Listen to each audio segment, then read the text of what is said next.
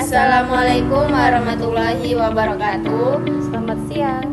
Kami dari kelas 2D jurusan Otomasi Sistem Permesinan. Saya Zulfalaili Salama dengan NIM 24 OSP 153. Saya Zahratul Aspia dengan NIM 24 OSP 152. Dan saya Leni Leticia Klawen dengan NIM 24 OSP 141. Pada presentasi kali ini kami akan membahas tentang energi terbarukan, khususnya perancangan sistem pembangkit listrik tenaga surya atau PLTS off-grid untuk rumah tinggal. Sistem ini dirancang sebagai solusi energi bersih yang ramah lingkungan dan berkelanjutan. Untuk lebih lanjut, simak videonya sebagai berikut. Baiklah, pada kesempatan kali ini saya akan mewawancarai salah satu mahasiswa yang tinggal di Bogor mengenai penggunaan energi listrik terbarukan dan PLTS. Permisi Kak, ya, boleh mengganggu teman-teman. Jadi kedatangan saya ke sini, saya ingin mewawancarai Anda mengenai penggunaan listrik dalam penggunaan kehidupan saya. Yang pertama nih, bagaimana penggunaan pola listrik di rumah Anda sekarang? Baik, untuk penggunaan listrik di kos kami ini hanya menggunakan 3 unit lampu, yaitu terletak di dapur, kamar mandi, dan kamar. Selanjutnya itu kami hanya menggunakan kipas angin dan rice cooker. Oke, lanjut ya Kak. Ya, dari meteran ini, Anda memiliki meteran yang berapa daya? Untuk meteran ini kami menggunakan yang 900 watt. Lalu, apa saja alat-alat elektronik yang ada di kos? Peralatannya itu hanya lampu, kipas angin, dan rice cooker saja. Pada masing-masing alat yang Anda sebutkan tadi, kira-kira berapa lama waktu pemakaiannya dalam sehari? Tergantung sih Kak. Kira-kira kalau kipas angin itu perharinya bisa mencapai 12 jam, lampu sekitar 10 jam, dan rice cooker itu biasanya hanya 2 jam karena kami ini untuk masing-masing hanya 2 kali sehari. Itu Kak. Oh iya, katanya Anda memakai PLTS sistem off-grid ya? Jadi menurut Anda apa yang PLTS off-grid? PLTS off-grid adalah sistem pembangkit listrik tenaga surya yang berdiri sendiri dan tidak terhubung dengan jaringan PLN. Sistem ini mengandalkan panel surya sebagai sumber energi utama dan baterai sebagai penyimpanan energi digunakan saat matahari tidak tersedia. Lalu mengapa Anda memilih sistem PLTS off-grid? Karena sistem ini cocok digunakan di daerah yang belum terjangkau PLN. Metodologi audit energi rumah, perhitungan konsumsi energi harian untuk rumah minimalis dengan margin keamanan 10-20% untuk uji sistem.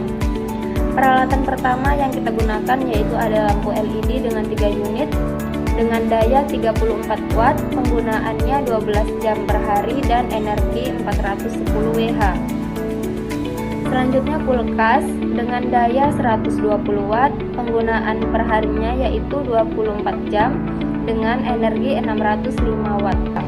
Rice cooker dengan daya 350 watt, penggunaan per hari 2 jam sampai 3 jam dengan energi 600 Wh. Dan yang terakhir ada kipas angin 1 unit dengan daya 37 watt. Yang terakhir itu ada kipas angin 1 unit dengan daya 37 watt, penggunaannya 10 jam per hari dan energi 900 Wh. Jadi total konsumsi harian yaitu 2515 Wh atau menjadi 2,5 kWh per hari dengan margin 20% untuk efisiensi sistem. Jadi kebutuhannya mencapai 3,0 kWh per hari. Penggunaan energi. Yang pertama, energi per jam. Total konsumsi harian pada gambar 2,515 Wh per hari. Energi per jam 2,515 Wh per 24 jam sama dengan 104,8 Wh per jam, sama dengan 105 Wh per jam. Yang kedua, energi per hari. Dari tabel, lampu LED sama dengan 410 Wh. Yang kedua, kulkas 605 Wh. Yang ketiga, rice cooker 600 WH, yang keempat kipas angin 600 WH, total 2515 WH. Jika ditambahkan margin 20%, hasilnya 2,515 dikali 1,2 sama dengan 3,018 WH per hari. Yang ketiga, energi per bulan. 3,0 kWh per hari dikali 30 sama dengan 90 kWh per bulan. Menghitung daya erai PV dan jumlah panel. Hitungan daya erai atau PV erai. Daya erai yang dibutuhkan untuk memenuhi konsumsi harian dengan mempertimbangkan PSH dan efisiensi total sistem. P erai sama dengan E harian per PSH kali N total sama dengan E harian 2515 WH. PSH Indonesia 4 jam, efisiensi total 0,75, nilai konservatif. P erai sama dengan 2515 per 4 kali 0,75 sama dengan 838,3 WP. Dibulatkan menjadi 900 WP atau 0,5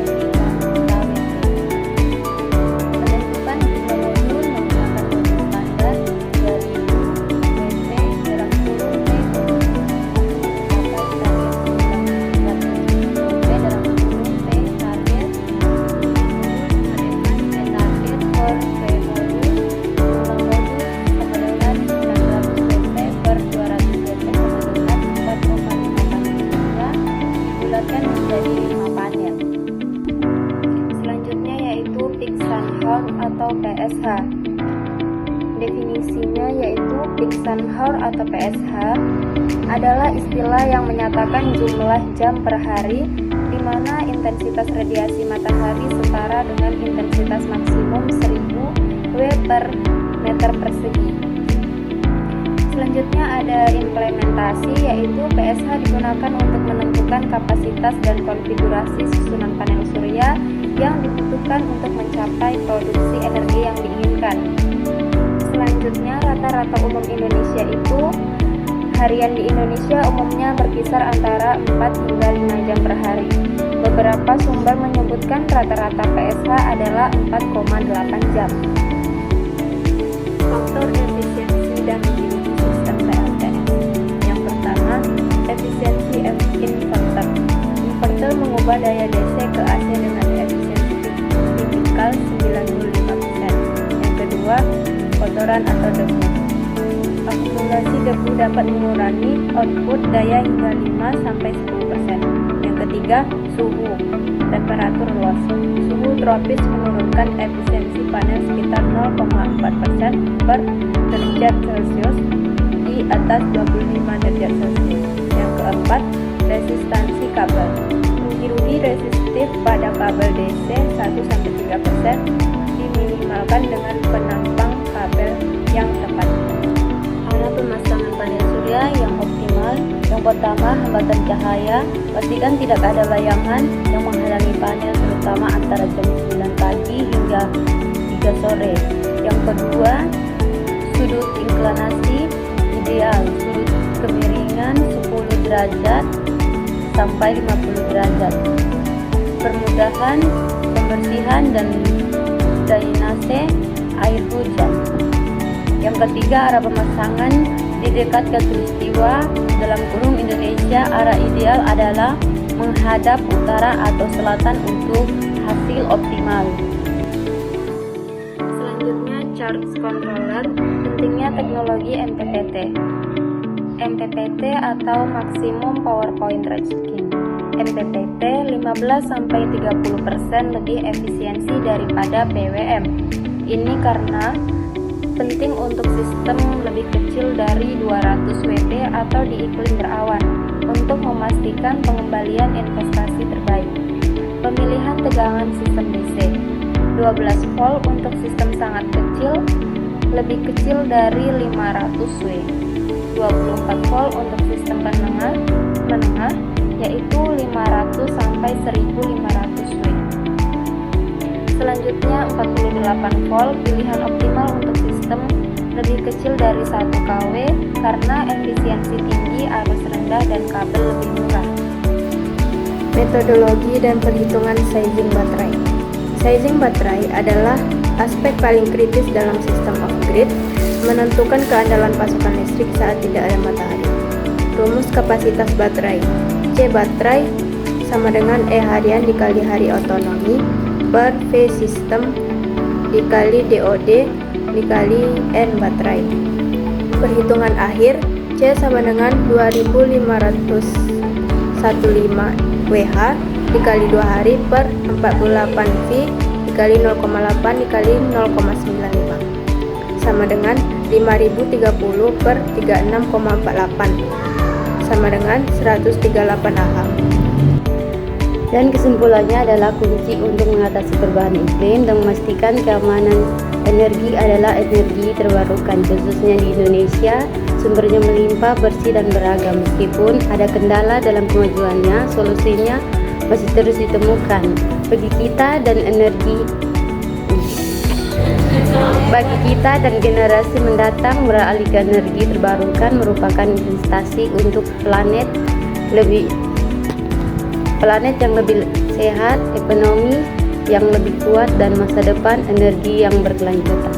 Baiklah, sekian video yang dapat kami sampaikan. Apabila ada kesalahan, kami mohon maaf. Kami akhiri dengan wabillahi taufiq wal hidayah. Wassalamualaikum warahmatullahi wabarakatuh. Dan selamat siang.